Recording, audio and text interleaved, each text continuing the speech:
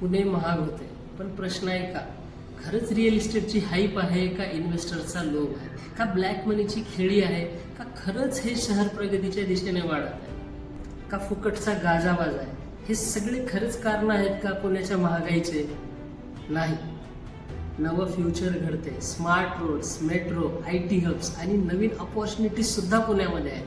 पुणे फक्त महाग नाही होत आहे, तर ते मोलाचं सुद्धा बनत आहे. आणि अशाच मोलाच्या शहरामध्ये जर तुम्हाला इन्व्हेस्टमेंट करायची असेल तर हवं आहे प्रॉपर नॉलेज, प्रॉपर इन्फॉर्मेशन, जिथे तुमच्या 4 पैशाचे 8 पैसे व्हायची गॅरंटी मिळेल. पुणे महाग नाही तर विकसित होते, कारण प्रत्येक इंच जमिनीमध्ये भविष्यातल्या स्वप्नांची बीजं रुजताय. पण तुम्ही कधी करताय पुण्यामध्ये इन्व्हेस्ट? घाबरू नका, आम्ही आहोत.